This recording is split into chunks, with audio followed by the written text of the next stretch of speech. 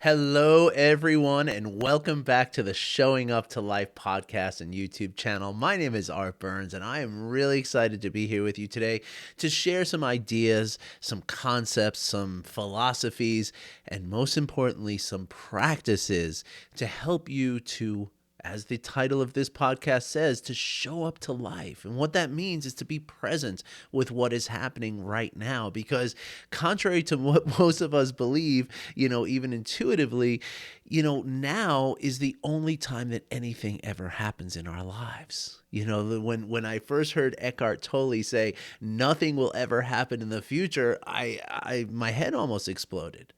But it's true. Anything that will ever happen in your imagined future and anything that did happen in your at least partially imagined past happened in the present moment. And when we are distracted by worries about the future or regrets about the past or any other emotions in between, what we're doing is we're calling ourselves away from this present moment. And this is when everything's happening. And so, therefore, we're literally not even living our lives. As Alan Watts has said, what it ultimately results in is that we wind up thinking about our lives rather than living our lives. So my goal here and my mission here is to help you to come back into now where everything is actually happening, to actually show up to your life. Because the problem is that when you're worried about something happening in the future, the way I always like to describe this is, when I'm worried and wrapped up in this future, thing, whatever it might be, if one of my kids comes in and wants to talk to me, I'm not there for them. I'm not really here. I mean, yeah, I'm saying, yeah, okay, whatever. I'll make you mac and cheese, whatever. But I'm not really connecting to them. And of course, it's not just our kids. It's our, coworkers, our family members, our friends, our loved ones, our partners, our pets even, I mean, are we really connecting with our cats and dogs that we have at home? Or are we kind of like, okay, I'll feed you, I'll walk you, I'll just go through the motions? I can tell you, I mean, I go into houses, I experience people, and if I can tell, by the behavior of their pets, how present they are. It's very simple to me. It's very evident. Of course, I have a trained eye. This is what I do for a living, not with pets necessarily, but, although I'm not ruling it out. I would love to teach pets mindfulness, but I think teaching pets mindfulness means teaching their owners mindfulness. That's the thing, right? They're caregivers, if you will. And so anyway, so today I wanted to talk about, so that's what we're here to talk about, but specifically today, I want to talk about, the concept of human nature. Okay. As I think I've told you before, I'm reading this really amazing book here. Let me make sure the glare doesn't get it. It's called A Paradise Built in Hell, for all of you who are on the podcast and not seeing this. And the author is Rebecca Solnit, Soln as in Nancy, IT. Wonderful book, really wonderful book. And it kind of, I often share this article that I found a long, long time ago, like 10, 15 years ago. I found this article about the real life Lord of the Flies, right? That in fact, I think it was in the 60s or maybe even 50s. I think it was like 10 or 15 years after The Lord of the Flies came out. And when The Lord of the Flies came out, it was accepted as almost like a documentary of human nature. It was presented or accepted and followed as if it was primal truth that if a bunch of kids were stranded on an island somewhere, they would descend into this chaotic and violent and just, competitive and just really terrible anarchy that resulted in death and blood. It was purely accepted that way, right? Well, it turns out that like 15 years later, the actual thing actually happened to a bunch of kids. That they it was a bunch of kids who were like in middle school or early high school, and they were living in a town in an island rather off the coast, a very small island off the coast of Australia, which was a fishing community, right? And they one day with nothing but a bunch of bananas and like a thermos full or a canteen full of water, they stole a boat, right? Which, I mean, that's what 15-year-old kids do, right? They steal boats and they steal cars. They have fun. They go joyriding, right? Well, of course, nobody noticed the kids going out of the harbor. Nobody followed them. Nobody knew they were out there. And yeah, you can put the rest of the story together. They hit weather. Their sails ripped. They were adrift for days. And they wound up on this deserted island that was apparently there were indigenous people there, 100 years ago or some more. So there was like gardens that had been, abandoned. And these kids survived, not only survived, but actually thrived on this island for 15 months. One of the kids actually broke one of the bones in his leg, like the femur bone, and like that's the thigh bone. Like that's a really serious break. I think it was that. It was either that or the lower leg bone. But a broken leg, and his friends carried him to safety, carried him to the top of the mountain, gave him water, gave him food. And so the one rule that they established immediately was that anytime there's an argument, we pause. We pause right away. We separate for a few minutes, and we come back with, once we've all, settled ourselves and regulated ourselves. And with that single rule, these kids cooperated in altruism for 15 months. And when they got back, like there was no medical issues with these kids. They were great. Like they could have stayed there forever.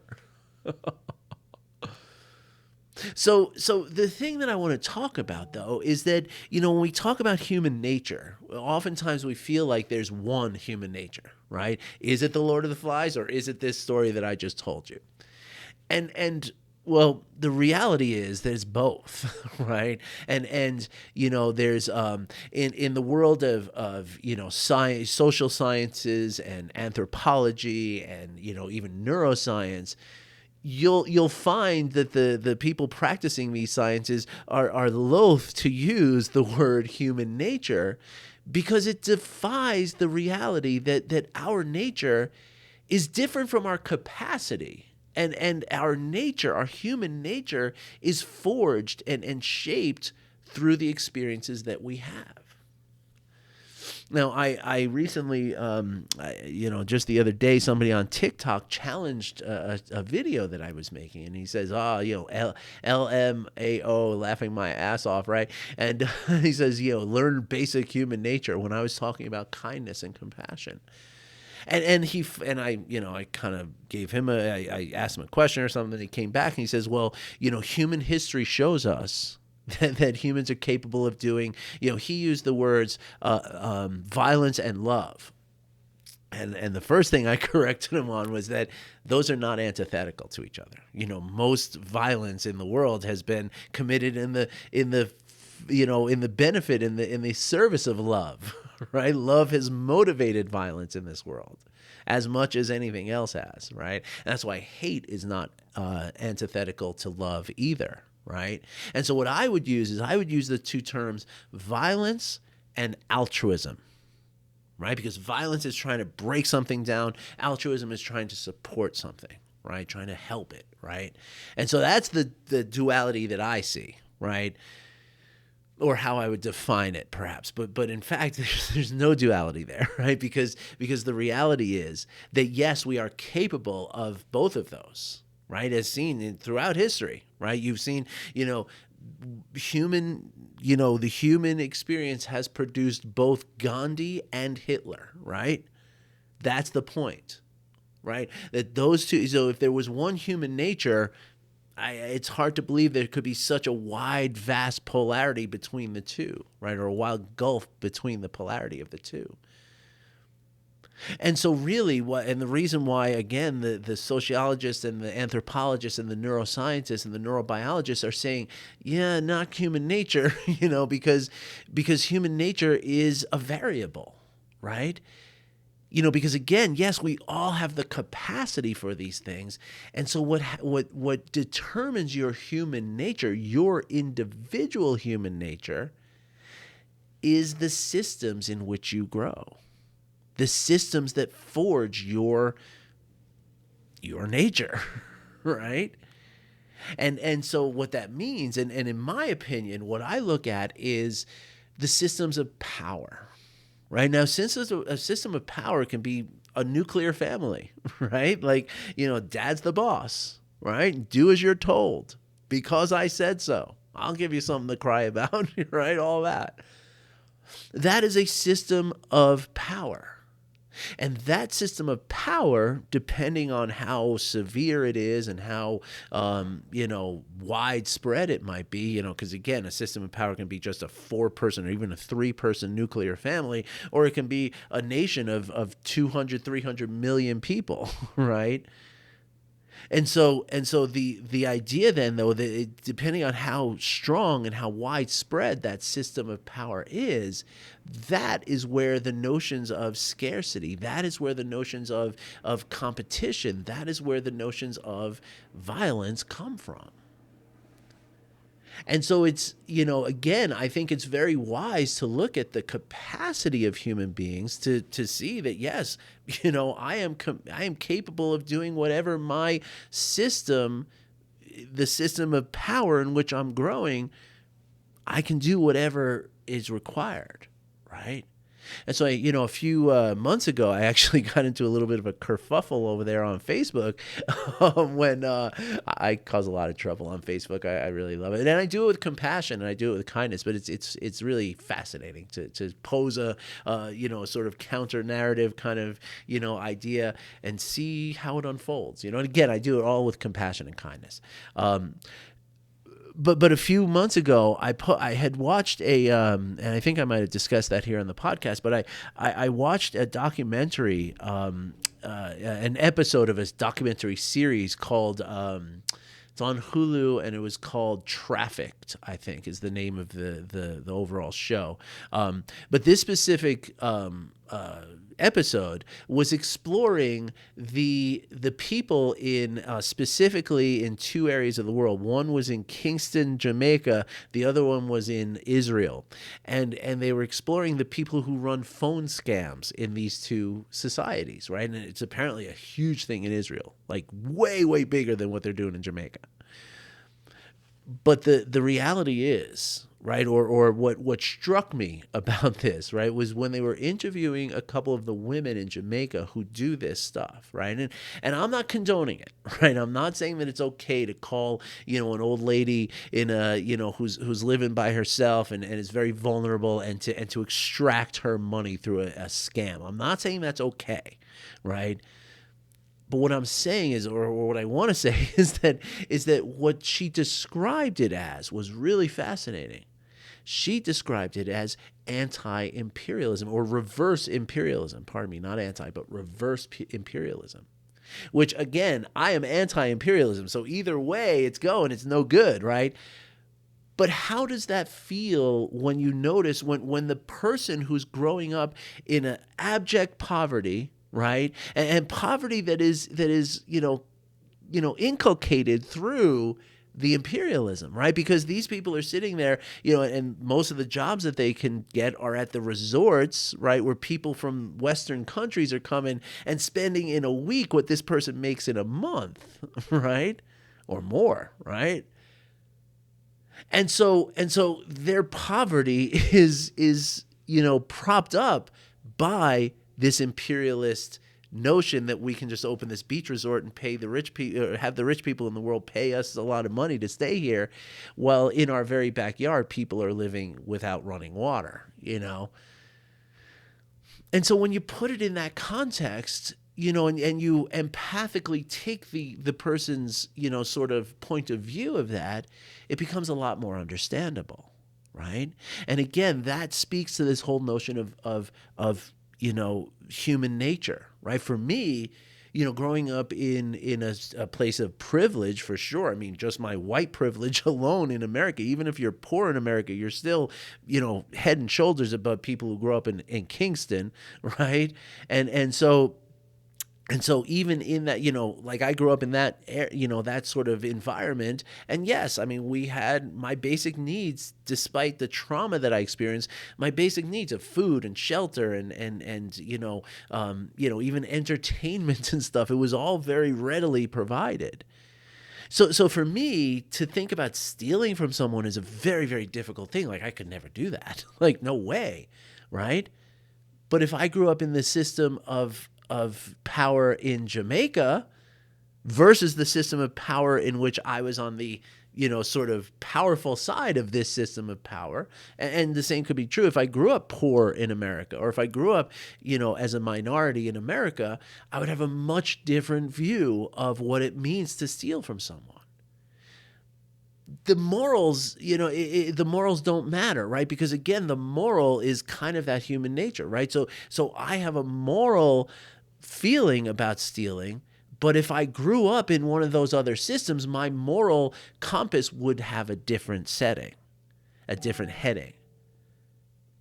And so that's what we're talking about here when we mean that, that human nature is a delusion. There is no such thing as human nature. Right? And this is what brings us back to the concept of loving kindness and compassion. Because when we see that all of us are really just a product of our environment, a product of the system of power in which we grew up and in which forged our sense of self, then we can see the actions of people in a much different light. Right? This acknowledgement, this non-judging awareness of this non-duality of the reality that people grow up in much different circumstances, and that circumstance is going to forge their ability and their tendency towards either violence or altruism. Right? And when I can see that, when I can recognize that, well, then when I see somebody doing something violent, and that could be as simple as just, being unkind, it doesn't have to be violent that causes blood and death and destruction. It can just be not being generous. It could just be not being kind. It could just be not being accommodating to another human being, right? Could include stealing, it can include violence, it can include whatever, right? But when I see that happening, if I recognize that that's happening as a result of what that person has gone through, that opens me up to the compassion and to the forgiveness. And this compassion and forgiveness, yes, it's good for that person, but it's really good for me because it allows me to stay here. It allows me to stay in the present moment where my life is happening. If I get angry at the actions of somebody and I get resentful and I say, oh my gosh, somebody should put that person away and we should engage in vengeance and anger, I am not right here. I am not experiencing my life in this present moment. And that feeds into the concept of karma, right? Because now I'm in this agitated state. I'm going to take an action that's going to have a consequence to it, right? And that cycle can go on and on and on across an entire lifespan if it's not interrupted with intention.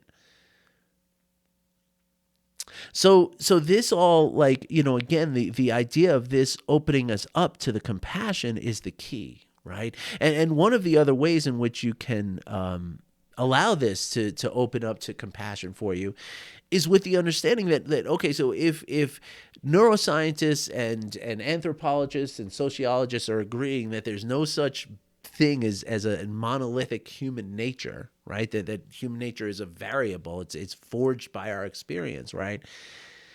Then there's no point in studying this human nature, right? Because it's not a thing, right? But what we can do is we can study human beings who are young enough so as not to have been impacted or influenced or forged by these systems of dominance, of power. And that includes babies, right? And thankfully, there are a lot of studies done about, on babies where with very, very sensitive and sophisticated machines and devices run by very, very highly educated and brilliant scientists, they're able to track a baby's like the dilation of the pupil and the tracking of the eyes. And, because babies aren't giving you verbal or even nonverbal cues as a baby, right? But as soon as a baby can see, a few months old, they're able to track the reactions of the baby very, very precisely. And these experiments have shown unambiguously that the babies always gravitate towards the kindness, towards the goodness. And this has led doctors like, or scientists and doctors like Dr. Richard Davidson to declare in front of, audiences. I've seen him say this several times, that, and he's probably published it in books too. Every human being comes into this world with an innate basic goodness. Every one of us. So there's no such thing as a bad person, or as some people will call it, a bad seed. Doesn't exist. Any behavior that we see that is bad per our own moral judgment is a product of the person's experience and nothing more.